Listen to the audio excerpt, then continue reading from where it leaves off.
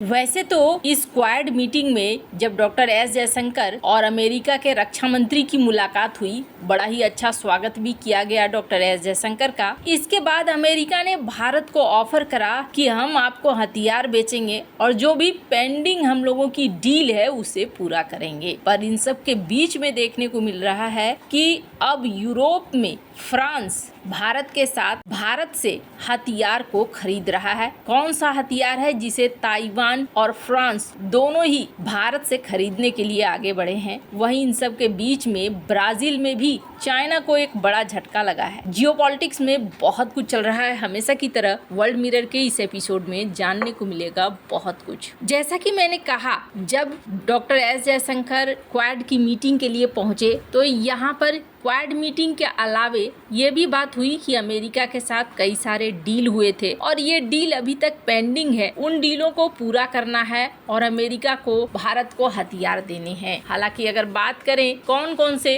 तो बहुत सारी चीजें हैं जो अभी अटकी पड़ी है। GE-414 जेट इंजन का टेक्नोलॉजी, MQ-9B ड्रोन, ये लंबित हथियार हैं जो अभी तक दिए नहीं गए हैं। पर अमेरिका इस बार उत्साहित है और ऐसा लग रहा है कि अमेरिका भारत के साथ कई सारे क्षेत्रों में शामिल होना चाहता है। टेक्नोलॉजी भी ट्रांसफर करना चाहता है, संयुक्त सैन्य अभ्यास करना चाहता है, खुफिया जानकारी साझा करना चाहता है। स्क्रीन पर एक आर्टिकल देख रहे हैं। कहा जा रहा है कि खास तौर पर इंडो पैसिफिक में चाइना की गतिविधियों को देखते हुए भारत के साथ हो रही डील को ये फाइनल करना चाहते हैं। अभी तक तो रुकावट देखने को मिली है बाइडेन प्रशासन के बाद भी, ट्रंप प्रशासन में भी, पर GE-404 कम से कम वो आना शुरू हो गया है। तो ऐसे में उम्मीद जताई जा रही है जल्दी ही अमेरिका और भारत के बीच में जो पेंडिंग डील है उसको पूरा कर लिया जाएगा। पर यहाँ पर भारत क्या किसी के भरोसे बैठा है? नहीं, भारत किसी के भरोसे नहीं बैठा है और भरोसे बैठना भी नहीं चाहिए। इसका एक बहुत बड़ा एग्जाम्पल देखिए।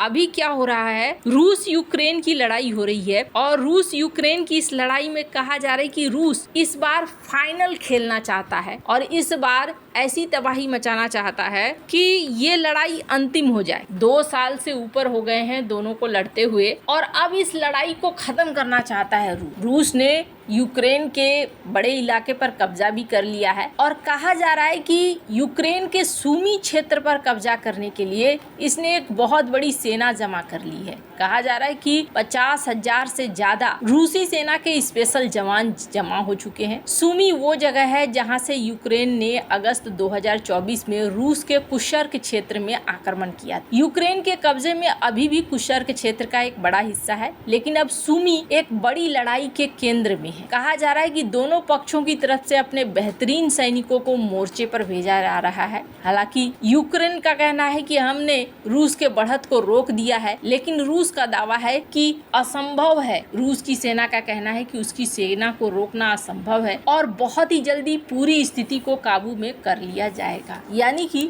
रूस यहाँ पर आखिरी लड़ाई लड़ना चाहता है, ऐसा लग रहा है। और कहना है रूस का कि यूक्रेन की सीमा के अंदर एक बफर पॉइंट बनाना चाहता है रूस, ताकि दोबारा से यूक्रेन हमला ना कर पाए। अब इस बीच क्या हुआ है, यूक्रेन को हथियारों की सबसे ज्यादा जरूरत है, लेकिन अमेरिका ने हथियार देने से मना कर दिया है। स्क्रीन पर इस आर्टिकल को देख सकते हैं आप। उसके बाद यूक्रेन में कहा जा रहा है कि हड़कंप सा मच गया है। ये खबर हड़कंप मचाने वाली भी खबर है। अगर आप किसी दूसरे के बल पे लड़ रहे हैं और उसके बाद अगर कोई कह दे कि हम हथियार नहीं देंगे आपको, और वो भी बीच युद्ध में, तो कुछ ऐसी ही परिस्थिति बन जाएगी। पर सवाल ये उठता है कि अभी तो नाटो की मीटिंग हुई थी और नाटो की मीटिंग में एक दूसरे के ऊपर भरोसा जताया गया था, फिर क्या हो गया? तो यहाँ पर अमेरिका ने अपने पक्ष को रखा है। कहा जा रहा है अमेरिका की तरफ से कि हमारे अपने भंडार कम हो रहे हैं और मैं अपने भंडार को दांव पे लगाकर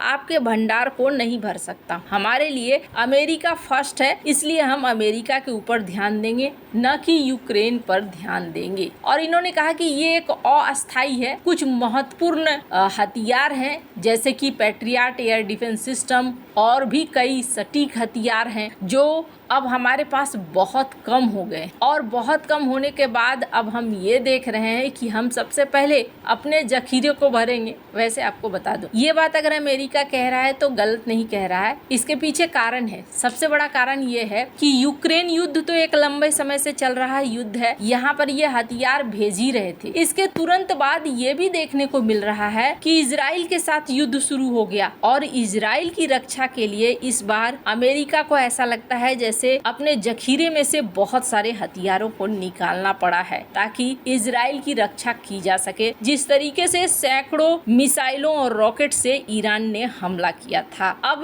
यहाँ अमेरिका के लिए एक ही रास्ता बचता है कि वो अपने भंडार को इतना खत्म न कर ले कि कल को अचानक से उसे लड़ना पड़ जाए तो दिक्कत हो जाए। अमेरिकी रक्षा मंत्रालय ने इस बात को कहा है कि patriot air defence system, stinger मिसाइलें, 155 mm आर्टिलरी सेल, इनके भंडार खतरनाक रूप से कम हो गए हैं। पिछले कुछ सालों में अमेरिका ने यूक्रेन को जिस पैमाने पर हथियार भेजा है, अब उनके सैन्य संसाधनों पर दबाव बढ़ा है। इसके अलावा इजराइल और हुती विद्रोहियों के लिए भी जो अमेरिका का खजाना खाली हुआ है, वो अब अमेरिका चाहता है कि अमेरिका फर्स्ट नीति के तहत सबसे पहले हम इसे भरेंगे। यूक्रेन पर क्या प्रभाव पड़ेगा? यूक्रेन पर रूस ने बड़े पैमाने पर हवाई हमले किए हैं जिसकी वजह से इन्हें नुकसान होगी और जेलेंस्की अमेरिका से पैट्रियट सिस्टम की मांग कर रहे हैं। एक राजनीतिक संकेत क्या देखने को मिला है? एक बहुत बड़ा राजनीतिक संकेत यहाँ देखने को मिला है कि अगर आप किसी दूसरे पर आश्रित रहते हैं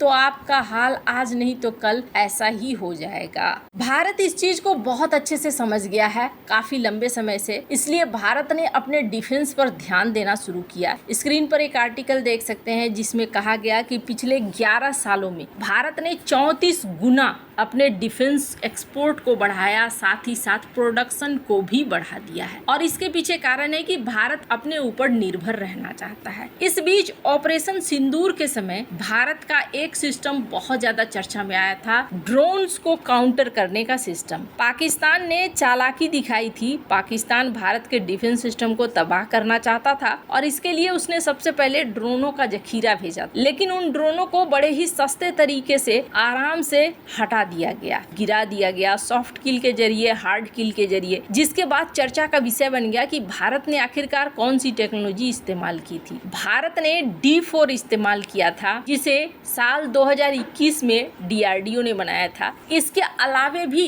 कई ऐसे एंटी ड्रोन सिस्टम थे जिसका इस्तेमाल भारत ने किया। अब ऐसे में देखा गया कि D4 के लिए ताइवान ने भी भारत से बात करनी शुरू कर दी कि हमें ये टेक्नोलॉजी चाहिए। वहीं दूसरी सबसे बड़ी खबर ये निकल कर आ रही है कि फ्रांस की कंपनी ने भी भारत की एक कंपनी पारस एंटी ड्रोन टेक्नोलॉजी के साथ एक समझौता किया है और सिमेरा 200 काउंटर UAV सिस्टम की खरीद की है। करीब 2.2 मिलियन यूरो की ये डील है जो भारत के साथ की गई है। और ये सिस्टम है क्या? ये सिस्टम रेडियो फ्रीक्वेंसी डिटेक्शन और न्यूट्रलाइजेशन डिवाइस है, खास तौर पर ड्रोनों को तबाह करने के लिए। फ्रांस की ये कंपनियां अब धीरे धीरे भारत के साथ व्यापार के लिए आगे बढ़ रही हैं। आने वाले दिनों में और भी देश देखने को मिलेंगे क्योंकि नाटो देश अब अपना डिफेंस खुद करने के लिए तैयार हो रहे हैं और जैसे जैसे ये खुद करने के लिए तैयार होंगे वैसे वैसे हथियार खरीद के लिए ये भारत की तरफ भी बढ़ेंगे। आपको क्या लगता है इन सब मामले में? आपकी क्या राय है? कमेंट कर जरूर बताएं। जल्द मिलते हैं अगले वीडियो में नई खबर के साथ।